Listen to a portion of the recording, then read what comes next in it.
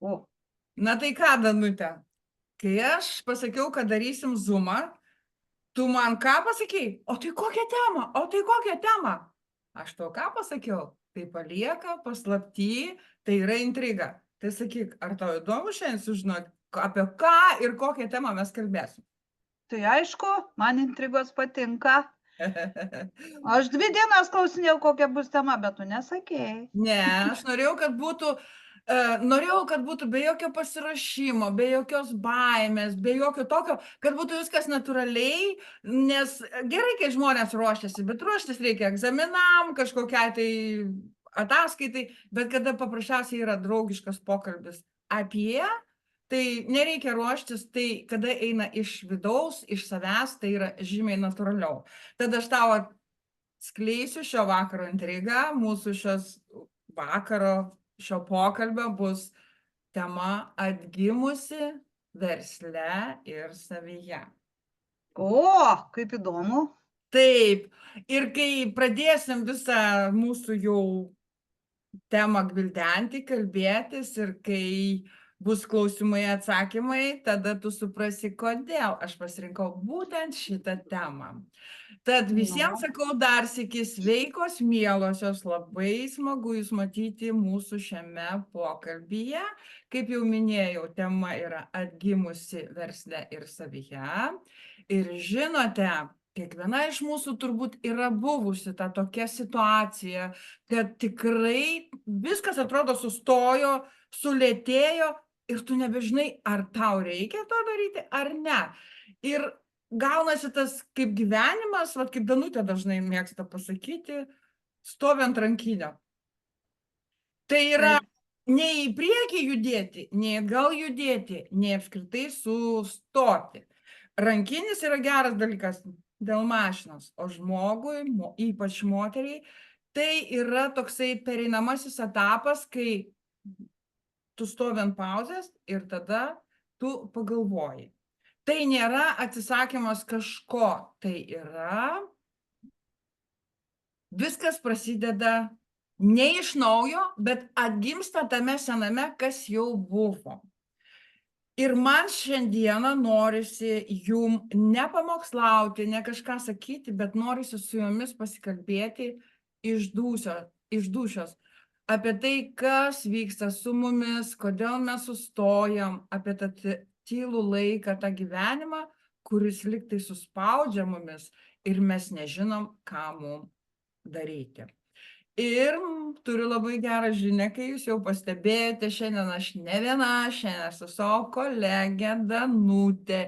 Ji yra moteris, kuri padeda kitoms atsikratyti baimių, atrasti atsakymus per energiją, per skaičius ir intuiciją. O aš esu labiau iš praktinės pusės, bet kartu galiu irgi padėti jum suprasti, kas vyksta pas jūs viduje. Tad šiandieną kalbėsime visiškai paprastai, moteriškai apie mus ir ką tai reiškia atgimti savyje, versle. Tad, Danute, norėčiau aš tau užduoti keletą klausimų. Nu, Žiūrėk. pabandyk. Tai jeigu rasiu atsakymų. Žiūrėk, aš jau šiandien kartojau 3 kartus, jeigu nedaugiau, žodį sustojimas. O dabar tu man pasakyk, ką tu jauti išgirdus tą žodį? Ar tau skamba tai, kai tu prarandi kažką, ar tai skamba kaip galimybė pradėti iš naujo? Ką tu manai, dėl ko mes moteris dažnai bijome sustoti? Kodėl mums atrodo, jeigu mes nieko nedarom, nejudam, kad ir, sakykim, šiandien atsikėliau, kodėl aš netvarkau kambarių, daleiskim, ar ne? Ar tai mes prarandam savo vertę, ar čia paprasčiausiai tai būna, kad reikia to stopo? Ir iš savo pusės tu kaip tarologė, kaip žmogus dirbantis su energija, ką tu matai ir ką tu gali patarti, pasakyti, kai moteris pasimeta? Man atrodo, mes nebereikalo šiandien su tavim kalbamės, nes kiek žinau, kiek mes su tavim kalbam ne eteryje, mes abidvi buvom sustojusios. Yra ir būna, ir visiems tas būna, ir kaip tarologui galiu pasakyti, ir astrologai, ir numerologai, ir tarologai irgi prieina tam tikrą tašką, kur, kaip tu sakei, užtraukia rankinį. Būna stop. Stop, kodėl? Todėl, kad žmonės pervargsta nuo įtampos. Pavyzdžiui, aš pervargstu gal nuo astrologinių dėsnių, nuo tarologinių kortų, nuo visko būna per daug. Ir kas man yra sustojimas? Tai tarsi kaip akimirka, kai įsijungi foną, triukšmą ir pagaliau išgirsti save. Kažkas ateina, tu turi padraugauti su savo galva. Tai čia nereiškia, kad aš išdurnėjau, bet paprasčiausia, man reikia pabūti su savim. Tai nepraradimas, o galimybė atsikvėpti, pažvelgti, kur tu eini, gal tu teisingai eini, gal tu neteisingai, gal pasukti kitą kryptim, ko aš noriu, ko aš nenoriu, gal aš neteisingai einu. Tiesiog reikia su savim pakalbėti. Tai primena tuos rytus, kai žiūri per langą ir matai lietų. Aš ištisai jį matau, o tu saulutę matai. Niekur tada neskubi, bet viduje kažkas susitvarko. Tu tiesiog, tau reikia stop, kad tau kažkas pradėtų veikti galvoj. Sustojimas man tai ne pabaiga, kad aš kažką nutraukiau, užbaigiau, čia nieko daugiau nedarysiu. Ne, man paprasčiausias stojimas tai yra tarpinė stotelė, kurioje galiu persėsti tiesiog, nepratęsti, o persėsti į kitą traukinį ir važiuoti toliau.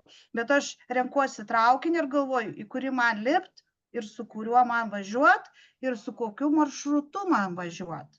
Taip. Tai va čia ir mano yra stop ir mano veikloje kartais būna stop. Ir aš paprasčiausia net būna toks daiktas, kad dalykas, tiesiog nedaiktas, kad aš net ir būrt žmonių nebenoriu, nes aš pervargstu nuo jų ir man jų problemos jau pradeda gvildentis va šičia. Ir aš tada jau nieko nenoriu, kaip tu sakai, nei kambarių tvarkyti, nei valgyti daryti, aplamai nieko. Ir tada jau būna mano stop. Rankinis ir laukiu tol, kol man, kaip tas sako, dabar labai madoj sakyti internete, prasiveria čakros. Man laukiu, kol išdygs čia trečia akis. Gerai, labai fainai, kai žmogus turi humoro jausmą, kai tikrai jisai... Tai reikia biskį pajuokauti. Taip. Ir tu žinai, tą, ką tu dabar sakai, man labai artima, nes aš irgi visai prieš kelias dienas buvau tam etape, kai man atrodė, kad aš jau sustojau. Sustojau, nes įvyko tokia situacija, ne dėl mano kalties, bet, taip yra, kad kartais negali nieko padaryti. Ir man atrodo, kad, viskas, stopas, supranti, bet aš nedariau stopo, aš padariau ant rankinio, arba kaip tu kartais mini, ant pauzės, atsistojau ant pauzės ir galvoju, bet tai nereiškia, kad viskas, aš pakeliau rankas, aš pasiduodu, ne. Ir man labai labai patinka tas žodis atgimusi. Nes kaip, pavyzdžiui, pavasaris atgimsta po žiemos, ar ne? Po pirmo sniego irgi, kai būna, netyčia sniegas, neturi būti sniegas, bet sniegas iškrenta, pas mus Airijoje nelabai, bet būna, ne? Ir irgi paskui tos gėlytės pasikelia ir vėl laukia kažko tai. Nes atgimimas reiškia tai, kad tu pradedi daryti viską iš naujo. Ir sugrįžti į save, bet šį kartą daugiau, tu esi protingesnis, išmintingesnis, daugiau ramesnis ir turi daugiau drąsos. Na, o dabar, Danute, tu man pasakyk, ar dažnai tu prieini tą momentą, kai pasijunti atgimusi, po abejonės, po kažkokio pykčio, nenoriu, nedarysiu, užknyso, viskas nebedarau. Ir po to, kai tu atrandi savo vidinį balansą, kaip tu jautiesi? Tai čia ta prasme, kai bijome sustoti ir paskui nežinai, kas įvyks. Taip. Nu, tau yra paprasčiau, tugi su skaičiais, su vidinė ta emocija, su visom tom dirbi, tau yra lengviau. Tai vat papasakok, kaip moteris neturi įsigasti to sustojimo. Nu, kaip pasakyt, visos mes bijome sustot. Ir daugiausia moterų bijo sustot, kurios dirba marketinge, šitą pastebėjau. Nes ateina burti žmonės pas mane ir iš marketingo moteris ir jos tiesiog sako, aš atsidūriau mirties taške, ką man daryti? Aš bijau ten, aš bijau to, aš bijau to. Sustojimas tarsi kelia grėsmę tam įvaizdžiui, kurį ilgai kūrėme. Nu ir viskas. Ir mes stovime vietoj ir mes nieko nedarome. Aš irgi stoviu vietoj ir nieko nedariau, bet tai nereiškia, kad tai yra pasaulio pabaiga ir mes negalime judėti į priekį. Vis tiek mes, aišku, galvoje mes turim labai daug abejonių. Bet tos abejonės, bet ir sustabdo. O man kaip tarologui iš viso labai sunku, kaip aš sakau, sukrauti viską į lentynas, todėl kad, kaip čia lietuviškai išsireiškus gražiau, šiaip tai negražiai galėčiau išsireikšti, pas mane galvoje įvyksta balaganas. Nu, tai čia gražiai, kodėl sakai negražiai. Balaganas, kur pas mane būna. Nes atsiranda baimė, abejonės, klausimai ir jie gilėja, gilėja, gilėja ir dingsta pas patį žmogų tavo vertybės ir tu jau nebežinai, kas tu esi. Ar to reikia, ar nereikia. Aš, pavyzdžiui, kartais savo labai dažnai užduodu tokį klausimą. Ar man reikia to, ką aš dabar darau? Aš matau, žmonės domisi, žmonės laikina, aš labai daug įdedu įdirbio, aš kiekvieną dieną dedu astrologinius horoskopus, tai yra labai didelis darbas, bet aš paskui sustoju ir galvoju, o man to reikia? Nu, ir gaunasi mano toks stop ir vidinis tas toks ir galvoj prisideda, žinai, kaip tam Einšteinui, tiek klaustukų. Ir galvoju, kada ta lempa užsidegs, ar jinai iš vis blemba, jau neužsidegs ir aš niekur nepajudėsiu ir stovėsiu tam mirties taške. Man kaip tarologui yra šitą ribą pereiti labai sunku, todėl kad man rankinį atleisti be galo sunku. Taip pat ir to moterim, va, ir kur tu dirbi, irgi tavo visa veikla sukasi tarp moterų, kur tinklinė marketingė dirba jos. Jom irgi tas yra lūžis. Ir geriausia būna, kai pasišneka ir yra tie lyderiai, aukšti lyderiai, ir tiem būna mirties taškas, kai parašo žinutę, vsio, išseko mano energizeris ir aš neturiu ką daryti. Tai ką tada daryti? Tai jo, tai čia aš manau, aš čia iš savo pusės galiu pasakyti, kad jeigu žmogui nebūna galvoj balagano, o yra visos mintys sudėtos į lentynas, kaip mes mėgstam sakyti, aš galvoju, kad tam žmogui ne viskas gerai. Aš taip galvoju. Nes negali būti taip, nes mes kiekvieną dieną susiduriam su kažkokia tai situacija. Ar tai namie, ar tai darbe, ar tai gatvė, ar tai parduotuvė, ar netgi tam pačiam, kaip tu sakai, internete. Atrodo, vat, matai, žinai, tos kompanijos lyderė, vat, kaip aš nesusitinku su tom lyderiam, vat, atrodo, jinai taip gražiai visur, tokia wow. Ir taip ras, vat, kaip tu sakai, parašo žinutę ir sako, man reikia tavo pagalbos, aš nebežinau, ką man reikia daryti. O tai pagalvoju, klausyk, tu ten N metų. Nu taip, va, N metų tu tiek dirbi, tu stiprus žmogus, tu vedi visą komandą iš paskos, tu atėjai, sustop. Taip. Aha, tai tu atėjai, sustop, o ką man daryti, sustop? Nu, Stop. Nu, tai sakau, čia dėl to ir yra, mes esam gyvos, mes esam mąstančios, mes bijom daug ko, mes daug ką galėtumėm padaryti, bet ta baimė mumis viduj stabdo, supranti. Ir čia viskas yra natūralu, nes mes ne robotai, mes gyvi žmonės, kurie... Ir taip, ir vieną pasakysiu dalyką, kad žmogaus vertė nedingsta, o tik jinai atsiskleidžia kitaip. Nesvarbu, kad tu sustojai ir tu nieko nedarai, tu vertės neprarandi. Tas pats, kas tu paimk statulėlę, tu ją pastatyk, o paskui po pusmečio paimk, jinai vis tiek bus statulėlė. Taip. Nepasidarys ten apie kažkokią kreivą šleivą. Nu, jeigu jinai ne iš plastelino, tai nepasidarys. Ir taip plastelino šilmos, jeigu duosi, tai subirės. Įsilydės. Nu, a dabar žiūrėk, Danute, pabaigai, dviejais žodžiais, ką tu galėtum tom moterim pasakyti, kurios vat, atgimė savyje ir versle. Aš dar kaip tarologija norėčiau pasakyti, kai moteris pasimeta, dažnai matau, kad per ilgą laiką buvo giliam režime. Darė, rūpinosi, stengiasi, tvarkė kambarius, marketingų dirbo, jeigu ten mamytės būna, ten jos kuičias, verčias per galvą eina ir viskas joms tas stop padaro. Jos perdega, taip ir man būna. Varau. Ir mano batareika, kaip sako, Energizerio baterija užsidega raudonai ir man viskas. Taip. Energetiškai tai labai jaučiasi. Kai ateina žmogus, aš iš karto matau, kad viskas pasidega raudona lempukas viršui galvos. Bet tai nereiškia, kad, nu, kaip sako, čia kelio pabaiga. Ne, čia tik paprasčiausia emocinis sustojimas.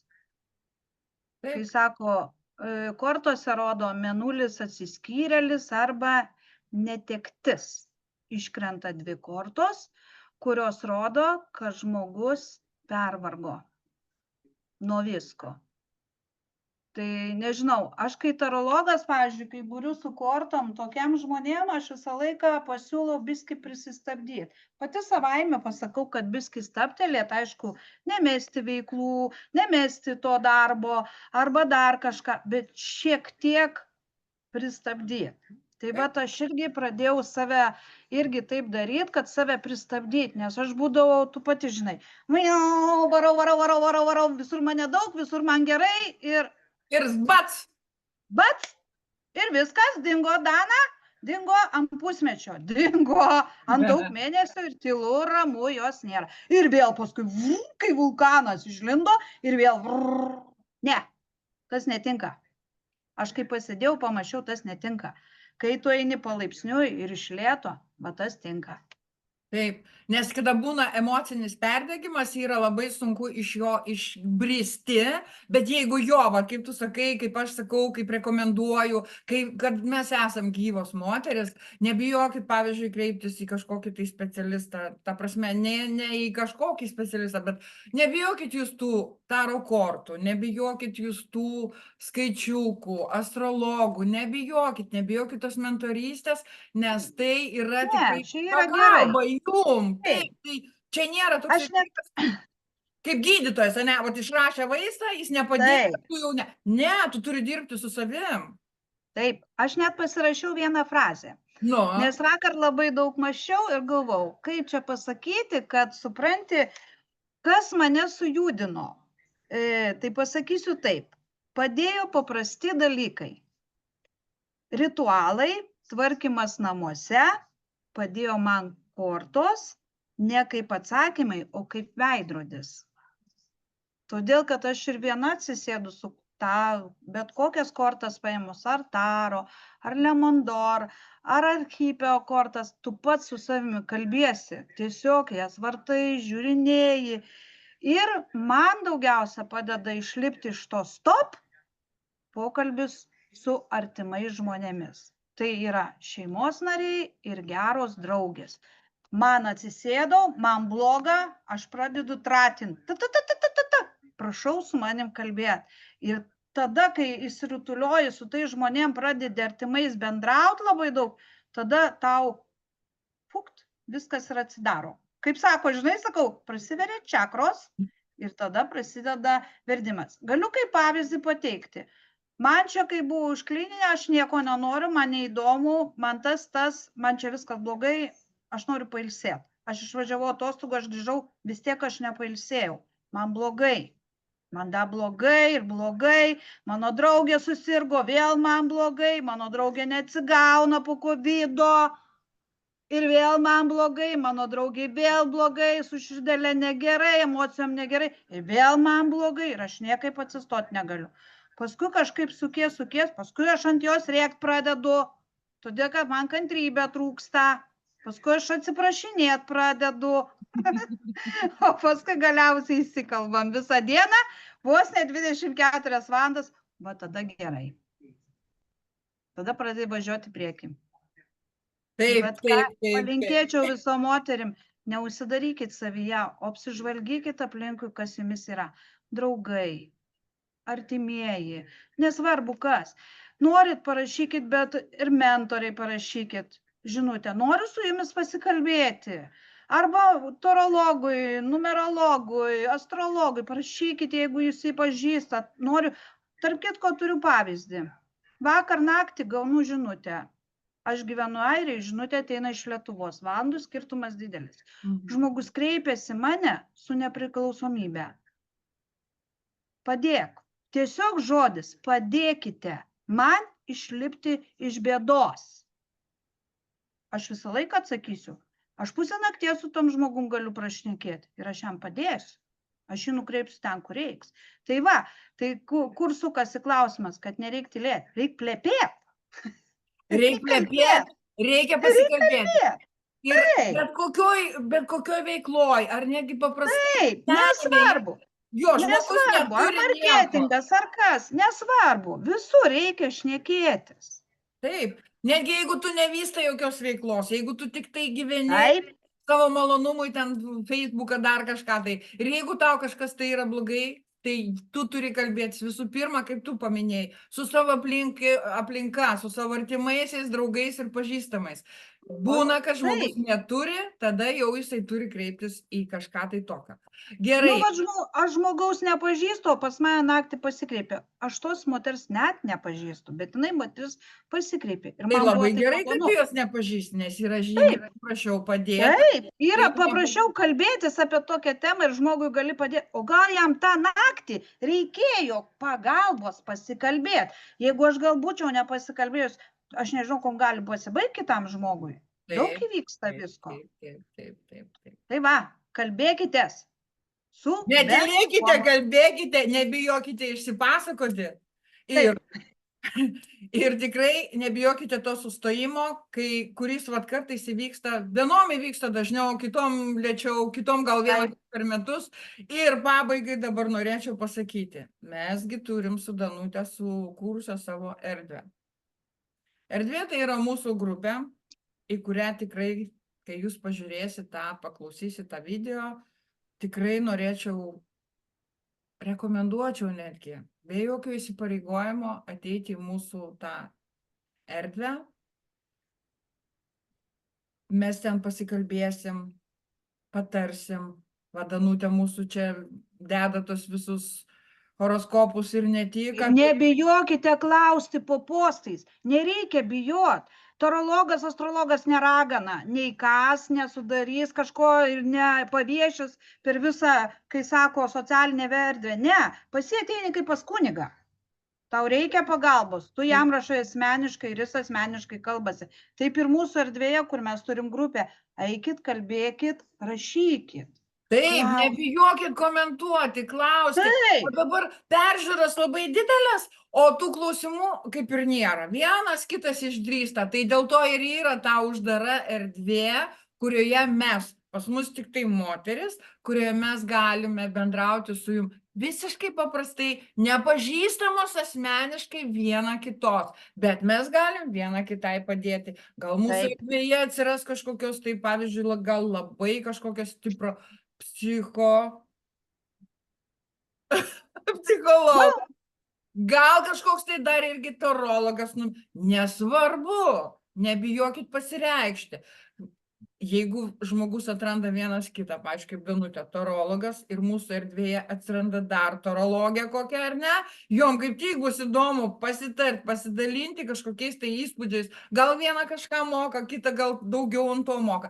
Vienu žodžiu, nepradėkim dabar kaip mokytojas pasakoti, tik tai vienas pabaigai prašymas, bendraukite erdvėje, nebijokit, nes kuo daugiau jūs atsiversit, to geriau bus visiems.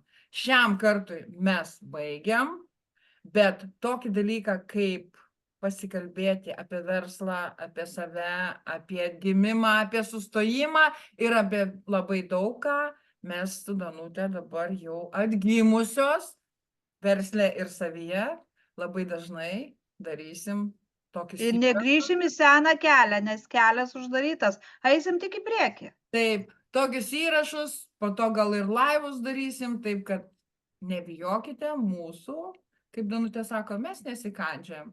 Iki Taip. malonaus.